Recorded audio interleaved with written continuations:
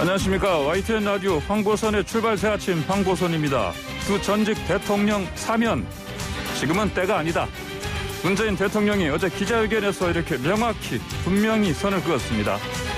연초에 사면론 꺼내들었던 이낙연 더불어민주당 대표, 대통령이 사면 결정을 하던 야당 국민의힘도 또 당사자인 두 전직 대통령에게도 피부는 아니었죠. 윤석열 검찰총장에 대해서는 문재인 정부의 검찰총장이다 라면서 보호막을 터줬습니다. 물론 단순한 보호막은 아니죠. 부동산 문제 관련해서는 시장 예상을 넘는 특단 공급 대책을 예고했습니다. 입양아 관련해서 실언이 나오기도 해서 청와대 측 급히 해명하기도 했죠. 문 대통령의 어제 회견 간단히 정리하자면 갈등 봉합, 그리고 이제 인생 주력하겠다 이겁니다. 어제 오전엔 대통령 기자회견이, 오후엔 이재용 삼성전자 부회장 파기 환송심 선고가 가장 큰 뉴스거리였죠. 이재용 부회장 징역 2년 6개월 실형 선고와 함께 법정 구속됐습니다. 이 소식에 증시 코스피 지수가 79일 만에 가장 큰 폭으로 떨어지기도 했습니다.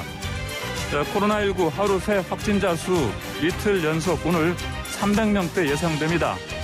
이상 주요 이슈들로 오늘 출발 새 아침 시사 메뉴 차렸습니다. 오늘 반짝시입니다. 이곳 서울 상암동 지금 영하 13도네요. 추위는 내일 낮부터 풀린다고 합니다. 2021년 1월 19일 수요일 YTN 라디오 황보선의 출발 새 아침 화요일 화요일입니다. 죄송합니다. 시작하겠습니다. 네, 방금 말씀드린 것처럼 어제 오후에 이재용 삼성전자 부회장 파기 환송심 선고 공판 열렸죠. 징역 2년 6개월 실형 선고받았습니다. 선고 뒤에 이 부회장은 특별히 드릴 말씀이 없다 하고 고개를 숙였는데요. 바로 법정 구속됐습니다. 재벌닷컴 정선섭 대표 연결해서 이번 선고의 의미 더 깊게 짚어보겠습니다. 정 대표님 안녕하십니까? 네, 안녕하세요. 예. 자, 이게 집행유예 예상도 많았는데 네. 이게 징역형 실형 예상하셨습니까? 사람들의 저희가 이게 한번 얘기를 들어보니까 예. 좀 과하다는 사람도 있고 네. 그렇지 않다는 입장도 있는 것 같아요. 예. 이제 과하다는 그 입장을 표명한 사람들은 이 부회장이 차지하는 경제 비중, 예. 그리고 동정론이 좀 있는 것 같고, 반대 입장은 뇌물죄가 우리가 보통 50억이나 5억이 이상이 되면 5년 이상 무기징역이잖아요. 예. 그런데 그에 비해서는 형평성에 좀 어긋난다. 예. 이런 얘기인데, 재판부의 결론이니까 우리가 받아들여야 되겠죠. 예. 그리고 아까 말씀드린 것처럼 결정적인 것은 이제 최서은 씨의 딸 정유라 씨에게 제공한 말이 아닌가 싶어요. 예, 말세말이. 이게 예. 이제 뇌물로 인정을 이제 대법원의 파기환송심의 핵심 내용이잖아요. 네네. 예, 그러다 보니까 재판부로서도 집행유예를 내리기는 어려웠을 겁니다. 그렇군요. 개인적으로도 이 실형이 맞다고 보십니까? 저는 법의 형평으로 보면, 예. 당연히 이거는 실형이 맞는 거겠죠. 네네. 그러나 이제 다른 주변 정황으로 볼 때, 예. 실형을 했을 때, 좀 문제도 있는 거였어요. 그래서 이제 논란이 있었던 거죠. 예. 자, 항소심에서는 집행유예가 선고됐었고요. 네네. 자, 근데 방금 말씀하신 것처럼 이제 뇌물 이게 액수 자체가 네. 그때는 이제 말 3마리를 받은 게 아니고 사용만 했다. 이렇게 좀 인정이 됐던 거고요. 그렇죠. 네네. 근데 이번엔 이제 바뀐 거고 대법원에서 이제 파기환송 한 데 따른 거기에 따라서 이 부분을 3마리를 준 거다 이렇게 인정한 건데 그러면은 이 부분을 좀 더 깊이 좀 짚어볼 필요가 있을까요? 네, 그렇죠. 2심에서 이제 집행유예를 내릴 때, 1심은 좀 달랐습니다만은, 2심 항소심에서, 이제 36억 원 정도만 인정을 했잖아요. 예. 이제 말 이런 건 다 제외하고. 네.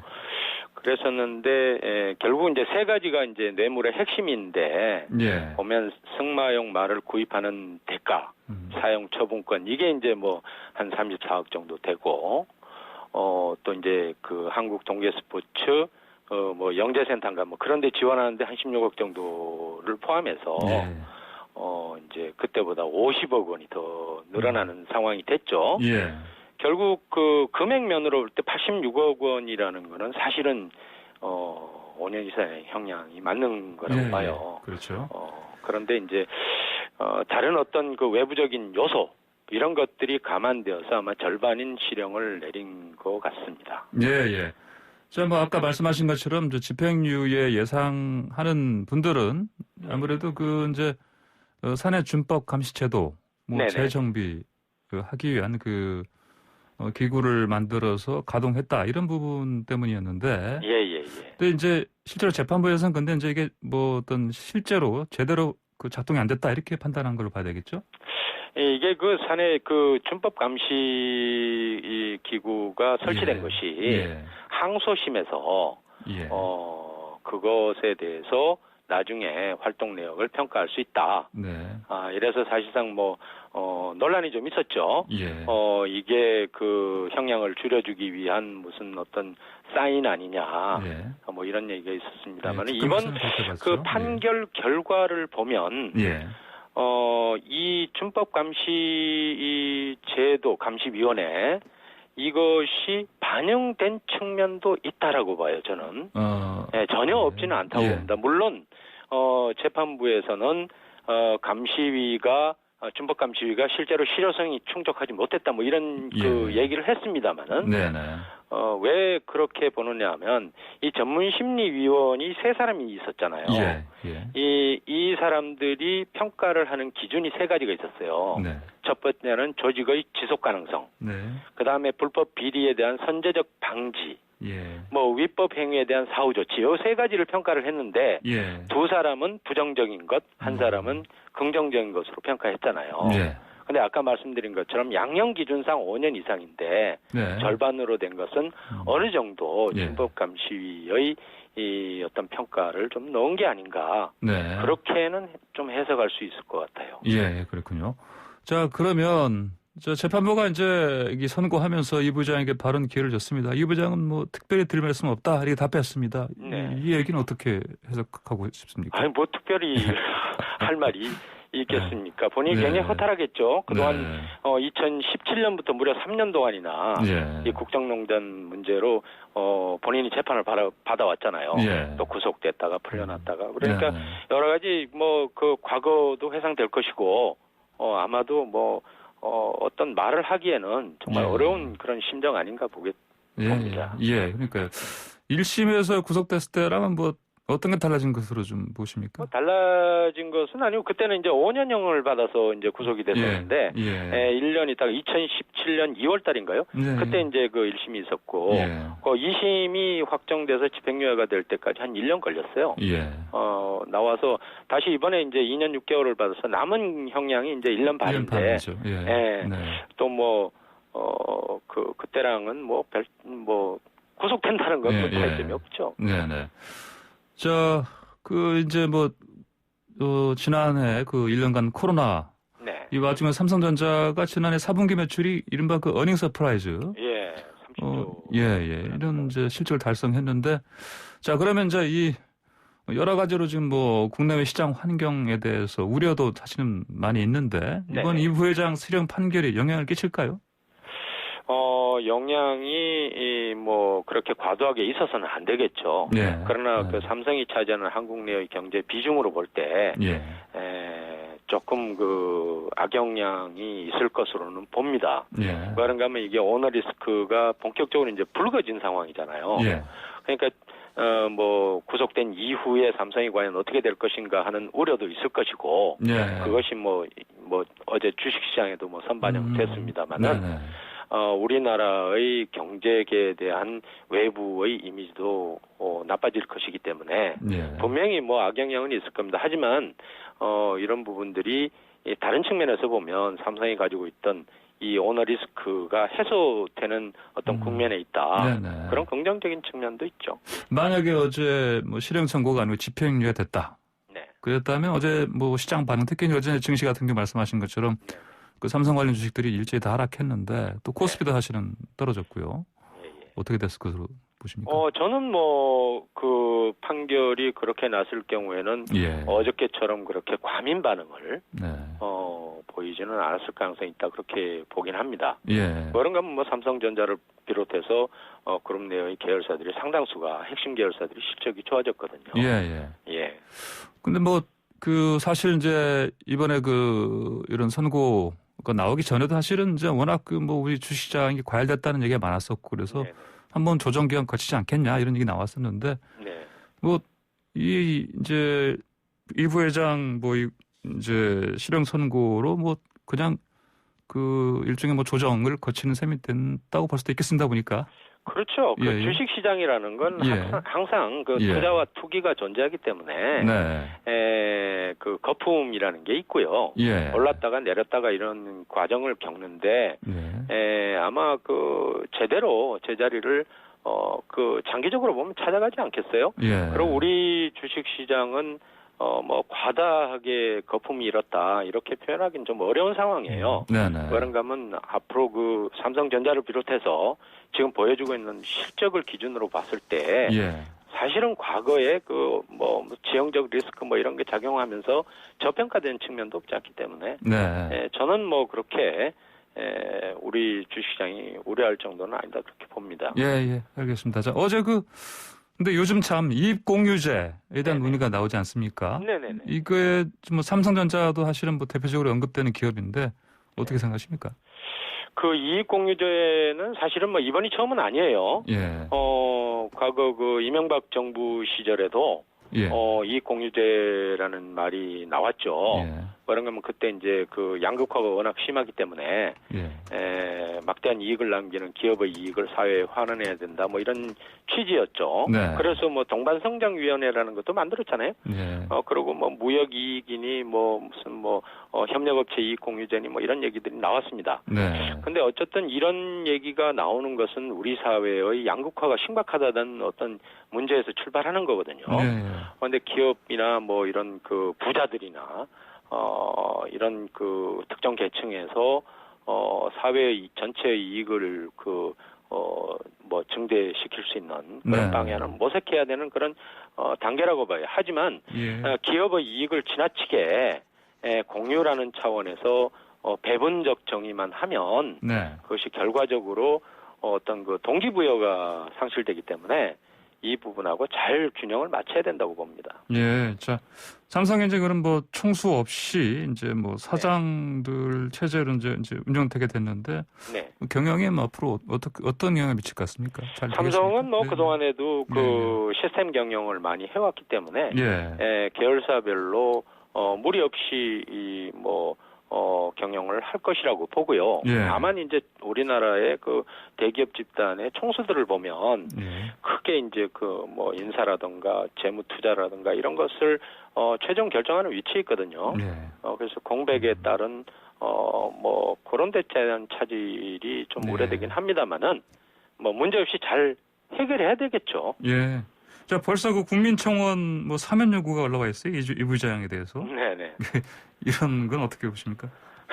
아직 이제 어제 확정이 돼서 사면을 하게 되면 그것이 또 부정적 여론이 있을 거 아니에요. 이게 사면이라든가 이런 것들은 상당히 정치적인 문제잖아요. 그것이 자칫 잘못됐을 경우에 그건 집행유예나 다른 바 없잖아요. 금방 또 사면을 하면. 그러나 일정 기간이 지나서 아마 제가 보기에는 지난번 2년 반을 받았는데 지난번 1년을 했잖아요. 그러면 앞으로 한 6개월 정도. 그렇게 되면 이제 형량의 절반을 넘잖아요. 그때 가서 아마 올 하반기쯤에 아마 8.15라든가 이런 때 그런 얘기가 나오는 것이 맞다고 봅니다. 네, 알겠습니다. 자, 오늘 말씀 여기까지 듣겠습니다. 감사합니다. 네, 감사합니다. 네, 지금까지 정선섭 재벌닷컴 대표였습니다. 네, 황보선의 출발새 아침 1부 마칩니다. 잠시 뒤 2부에서는요. 국민의힘 김기현 의원 연결해서 김기현 의원 연결해서 문재인 대통령 신년 기자회견 관련해서 얘기 좀 나눠보겠습니다. 네, 황보선의 출발새 아침 2부 시작합니다. 문재인 대통령 어제 신년 기자회견에서 각종 현안에 대해서 여러 가지 입장을 밝혔는데 자, 오늘 이번 순서에서는 야당 입장 들어보겠습니다. 국민의힘 김기현 의원 연결해서 관련 입장 들어보겠습니다. 김 의원님 안녕하십니까? 네, 반갑습니다. 김기현입니다. 네, 반갑습니다. 어제 문재인 대통령이 윤석열 검찰총장에 대해서 문재인 정부의 검찰총장이다. 이렇게 얘기를 했고, 또 부동산 정책 관련해서는 좀 입장이 바뀐 것 같습니다. 전반적으로 어제 회견 어떻게 보셨습니까? 우선 당장 기자회견을 예. 1년이 넘었죠. 370일인가 만에 했다고 하는데, 네. 기자회견을 너무 안 하신다. 국민과의 소통을 너무 소홀히 하신다는 점에 대해서 매우 유감스럽다는 말씀을 드리고, 네. 앞으로 자주 주요 현안에 대해서 국민들 앞에 나와서 대통령의 생각을 말씀하시는 기자회견을 하시는 것이 네. 옳다는 생각을 말씀을 드립니다. 네. 어제 기자회견을 들으면서 저는 역시 사람은 변하지 않는다는 것을 아주 절감을 했습니다. 앞으로 남은 1년여 임기 중에도 우리나라가 더 나아지지 않겠구나, 더 힘들겠구나 하는 생각을 많이 했는데요. 현실 인식이나 공감 능력에 대해서 매우 부족한 과거의 모습들을 그대로 답습하고 있고 마이웨이를 고집하고 계신다. 네. 이 어려운 여건 가운데서도 나는 잘못한 것이 없다라는 네. 인식을 계속 갖고 계시는 것 같아서 매우 유감스럽게 생각합니다.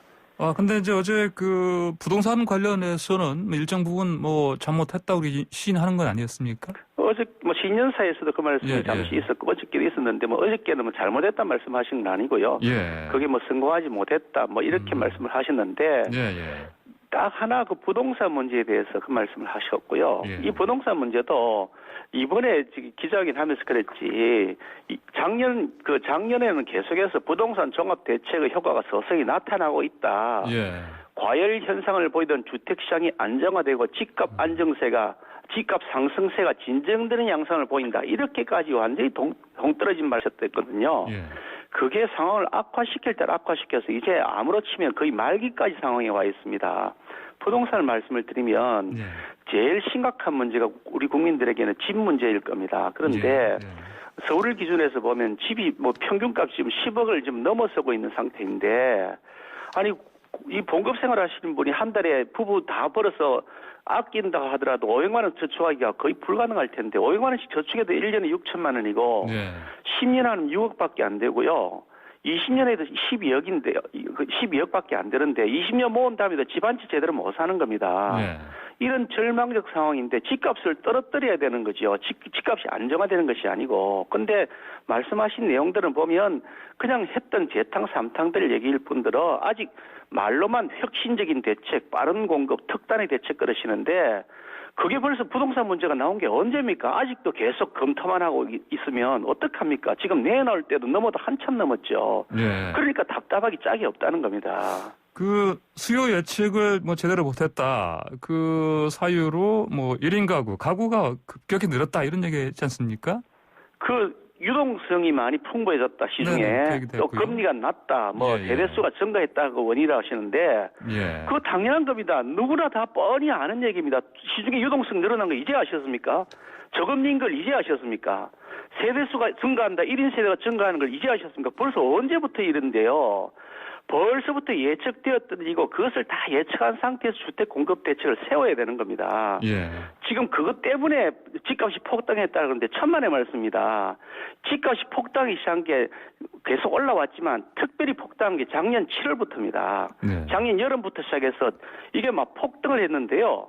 그때 어떤 상황이 있었냐. 부동산 임대차 3법이라는 엉터리법을 강행 처리해서 일방적으로 여당이 통과시켰죠. 그러면서 이거 큰일 났다. 지금 집 안 사면 큰일 나겠다는 생각이 드니까 연끌해가지고 온갖 저금을 다 해약을 하고 빚을 얻어서 주택에 이 아파트를 사기 시작했죠. 그러니까 시장이 완전히 교란돼 버린 거죠. 마구 사러 들어오는데 수요가 폭발하니 집값이 올라가죠. 거기다가 잘못된 부동산 정책을 해놓으니 전세값이 폭등을 하지 않습니까? 이런 것이 뻔히 예상되었기 때문에 그렇게 부동산 3법을 처리하면 안 된다고 여러 차례 경고했는데 불구하고 일방적으로 처리했죠. 거기다가 재건축 재개발은 완전히 사실상 금지해놓고 있습니다. 이렇게 한 것이 원인이니 그 문제를 근본적으로 해결해야 되는데 엉뚱한 데 가서 유동성 풍부해졌다. 저겁니다. 세대수가 증가했다. 그것도 예측 못하고 정책을 세웠다 그러면 자격이 없죠, 지도자로서요. 그러면 설 전에 시장 예상을 뛰어넘는 특단의 공급 대책 발표한다 이렇게 얘기를 했습니다. 좀 기대할 만한 부분이 좀 있어 보입니까? 제발 좀 그렇게 해주셨으면 좋겠는데요. 예. 제가 기억하기로는 이 정부에 들어서 24번의 부동산 정책을 했습니다. 예. 한 번도 성공을 못했습니다. 마지막 25번째 부동산 정책이라고 하신 것이 김현미 장관을 변창흠 장관으로 경질한 것인데 예. 이거는 최악의 대책이라고 평가를 받고 있습니다. 왜냐하면 기존의 정책을 더 강화해 나가는 모습으로 할 것이 뻔한 사람을 장관을 시켰다. 이것이 시장이 받고 있는 신호입니다. 예. 그러니까 시장은 더더욱 더 경색이 되는 거죠. 이게 홍남기 부총리가 작년 11월 달에 한 발언인데요. 예. 그것도 국회에 와서 공식적으로 한 발언입니다. 뭐라고 하셨냐면 그 확실한 전세 대책이 있으면 벌써 발동했을 것이다. 네. 라고 했단 말이죠. 그러니까 홍남기 부총리 스스로도 확실한 전세 해결 대책이 없답니다. 그게 작년 11월 달에 한 얘기입니다. 예. 그런데 갑작스럽게 지금 몇 달 사이에 무슨 대책을 획기적 대책을 세우고 특단적인 대책을 세우겠다는지 기대를 해서 정말 됐으면 제발 좋겠습니다만 네. 또 한 번 또 허공을 치는 메아리가 되지 않을까. 예. 또 국민에게 또 그냥 희망 고문만 하는 것이 않을까 하는 걱정이 앞섭니다. 네. 자, 사면 관련해서 좀 여쭤보겠습니다. 어제 문재인 대통령이 사면은 때가 아니다 이렇게 얘기를 했습니다. 자, 재판 결과를 부정한 사면 요구 용납 못한다 이렇게까지 얘기했는데 결국은 먼저 사면을 하신 야당 쪽에서는 사실 대통령이 결정할 일이다 이렇게 이제 사실 촉구했던 것인데 결국은 일단 당분간 안 되게 됐습니다. 이 사면 얘기는 우리 당에서 공식 요구한 적이 없습니다. 예. 우리 당에서 단 한 번도 이 사면을 요구한 적이 없습니다. 거꾸로 금년 1월 1일 정초에 예. 민주당 이낙연 대표가 제안하신 사실입니다. 예, 제안은 했지만 그래도 주호영 원내대표께서도 우리 당의 공식 입장이 아니라고 여러 차례 말씀드렸죠. 네. 우리 당이 네. 여러 차례 우리 당은 공식 입장이 없다고 말씀을 예. 드렸죠. 개별 예. 의원들의 의견이 있습니다. 저도 예. 사면하는 것이 옳다는 생각을 가지고 있습니다. 예. 그러나 그것이 우리 당의 입장이 아니라고 여러 차례 말씀을 드리고 공식 발표까지 다 했지 않습니까? 예. 그러니까 당의 입장을 우리 당에서 요구한 것이 아니고요. 예. 그것도 이낙연 대표가 먼저 말씀하시니까 그에 대한 답변 차원에서 개별 의원들이 얘기를 한 겁니다. 네. 아니 자기들 스스로 사면하자고 제안을 해놔놓고 자기들 스스로 그걸 가지고 왈가왈부하다가 그런 다음에 그걸 재판 결과 어떤 용서를 구해야 된다든가 예. 반성을 해야 된다 이렇게 말씀하시던데 매우 모욕적입니다. 아니 가만히 있는데 자기들이 선물 줄까 그러다가 그 대신 무릎 꿇고 사과하라 그러시면 네. 얼마나 모욕적인 얘기입니까? 아니 전직 대통령이 여권이 가지고 노는 바둑판에 바둑할 수준도 아니고요. 네. 매우 모욕적이고 이거는 정말로 있을 수 없는 그런 조치라고 생각합니다. 그러면 김기현 의원님께서는 개인적으로 보시기에 이후에 또 대통령이 어제 지금은 아니지만 차후에 그거를 고민할 때가 있을 것이다라고 얘기는 그래도 넌지시 비쳤습니다 보니까. 그러면은 그 임기 안에는 좀 어떤 사면이 이루어질 가능성 이렇게 예측하십니까?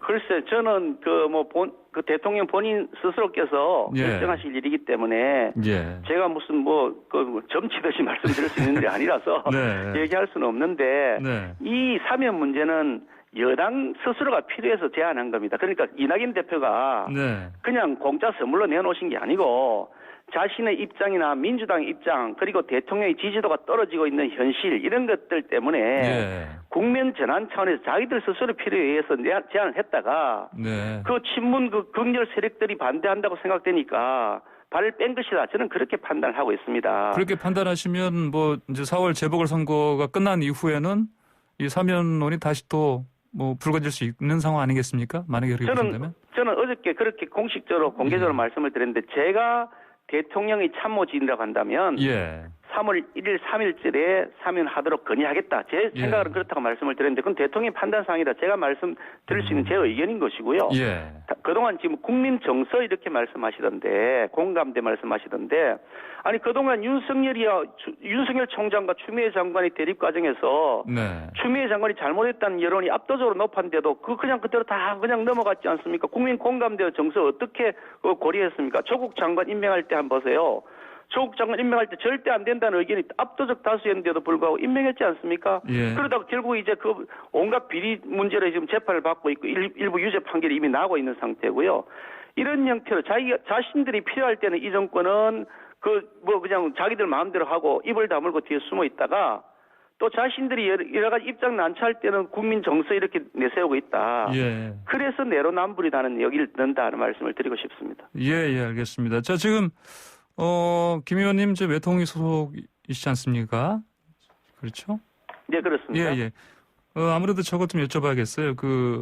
한반도 안보 구상 관련해서 김정은 위원장이 비핵화 의지가 있다고 얘기를 했습니다. 뭐 답방 이야기도 좀 했고요. 이게 어제 이제 문 대통령이 밝힌 앞으로 이제 북한과의 그 대화 의지라든지 이런 그 의견은 어떻게 해석하십니까? 저는 대통령께서 이렇게 말씀하신 그 인식을 보고 참 큰일이다. 이게 정말 나라의 안전 보장이 과연 어떻게 유지될까 하는 걱정을 참 많이 합니다. 지금 북한에서 그동안 남북 공동 연락 사무소도 작년에 폭파했습니다. 그냥 폭약을 설치를 해서 고의로 폭발을 시켰죠. 우리 서해에서 우리 공무원이 거기에 실종되었다가 거기에서 총살을 당하고 시신을 소외당한 일까지 있었는데 진상조사단을 하자고 요구했는데 이런 방구 답변도 없습니다. 지금까지 진상조사단 요구에 응한 의사가 있다는 말 단 한마디도 한 적이 없습니다. 그런데 그에 대한 진상조사 요구는 대통령이 단 한 번 진상조사단을 하자고 말한 다음에는 한 번도 촉구한 적을 들어본 적이 없습니다. 거기다가 며칠 전에 김여정이 우리 남한 당국에 대해서 특등머저리라고 얘기를 했습니다. 그랬더니 여권의 관계자는 이건 대화하자는 얘기다. 이렇게 답변을 하고 있는데 이렇게 대한민국 국민들의 인격을 모욕하는 발언에 대해서 이렇게 대응하는 것이 맞는 것이냐 하는 생각을 하고요. 북한이 그동안 열병식을 하고 며칠 전에도 열병식을 했습니다. 거기에서 각종 이 핵무기들 새롭게 개발된 신무기들을 굉장히 많이 전시하면서 자기들 과시를 했고 심지어 이번에 얼마 전에는 그 공산당 대회에서 전술 핵을 개발하라고 지시했다고 했습니다. 전술 핵이라고 하는 것은 남한을 상대로 이 대한민국을 상대로 쏠 수 있는 핵무기를 개발하라고 하는 뜻입니다. 거기다가 북한판 이스칸데르 미사일이라고 요격이 거의 불가능한 미사일도 개발했는 것이 확인이 되고 있습니다. 이 방사성 장거리 초장거리 방사정포를 이미 선보이고 있습니다. 이렇게 북한은 한결같이 전쟁을 위한 대비에 무장을 강화해 나가고 있고 핵무기를 더욱더 강화시켜 나가고 있고 심지어 김정은 자신의 말로 자신들은 핵무기 개발을 단 한 번도 중단한 적이 없었다고 이미 선언까지 했습니다. 며칠 전에. 그런데 그에 대한 경고를 해야죠. 왜 아니 그러면 핵무기 개발을 중단했어야 되지 대화 과정에서 그 약속을 안 지켰느냐라고 항의를 하셔야 되는데 거꾸로 대화의 문이 언제든지 열려 있다. 우리의 군사훈련을 폐지하거나 축소하는 것도 협의해 볼 수 있다. 실제로 사실 일부 폐기 다 했습니다. 북한 눈치 보면서. 대부분 축소를 했고 거의 명맥만 유지하고 있죠. 군사훈련이요. 이런 상태에서 비핵화 의지가 있다고 믿는다고 하면서 평화를 구걸하는 모습을 보이고 있으니 아니 대한민국의 평화가 김정은이 말 한마디로 해결될 것 같았으면 그걸 믿으라고 한다면 야 우리 국민들 어떻게 그걸 받아들이겠냐. 그런 생각이 들지 않겠습니까? 자, 방금 말씀하신 김여정 부부장이 뭐 특등 머저리라고 표현한 거 있지 않습니까? 이거를 저번에 윤건영 더불어민주당 의원과 인터뷰할 때 윤 의원은 뭐 이게 그냥 그대로 강한 표현 이것만 보지 말고 더 적극적으로 대화하자는 뜻이 담긴 거다 이렇게 또 얘기하기도 했습니다. 그게 지금 흔히 말하는 내재적 접근법이라는 겁니다. 무슨 말이냐면 북한 입장에서 보자는 거죠. 아니 북한 입장에서 보면 다 북한 말이 맞죠. 그런 방식의 지금까지 했던 내재적 접근법이 엉터리였고 결국 그것이 핵무기 무장을 더 강화시켜왔고 북한의 세습 체제를 정당화시켜왔고 북한의 인권을 말살시켜온 것이 오늘의 모습입니다. 대북 전단 살포 금지법이 똑같은 방식인데요. 아니 대북 전단 살포를 금지를 하는 것 때문에 국제적 조롱거리가 되어 있지 않습니까? 북한 입장에서 그거 봐주자는 겁니다. 특등머저리라고 했는데 대한민국 당국에 대해서 특등머저리라고 그랬는데 어떻게 거기 대화하자는 말입니까? 아니 도대체 이거 한국말을 새로 배우셔야 되는 건지 한국말을 모르시는 분인지 이해를 할 수가 없습니다. 저 그대로 간단히 좀 여쭤보겠습니다. 어제 이재용 삼성 부회장 법정 구속됐습니다. 근데 이제 벌써 이제 이 선고 나오자마자 또 사면 얘기가 나와요 보니까. 근데 이제 그 중에 하나가 좀 일각에서 이재용 부회장 사면과 전직 대통령 사면이 이 시점 자체가 뭐 이를테면은 어느 시점인가 이제 재보궐선 끝난 다음에 나오지 않겠냐 이런 얘기 나오고 있습니다. 어떻게 보십니까? 글쎄 뭐 그 이재용 부회장 문제에 대해서는 정치권에서 관여하지 않는 것이 네네. 그것이 정답이라고 생각합니다. 예. 그분이 죄를 지었는지 안 지었는지 또 죄를 지었다면 얼마나 무거운지 그런 여부에 대해서는 네네. 그 사법 절차에 따라서 처리하는 것이고요. 예. 그에 대해 정치권이 이래라 저래라 하는 것 자체가 잘못되었다. 정치가 네네. 왜 자꾸 경제에 개입해서 감나라 배나라 하느냐. 네네. 그런 생각 자체를 버려야 된다고 저는 생각합니다. 예, 알겠습니다. 김 의원님 오늘 말씀 여기까지 듣겠습니다. 감사합니다. 감사합니다. 네, 지금까지 국민의힘 김기현 의원이었습니다. 방송의 출발새 아침 잠시 8시에 돌아옵니다.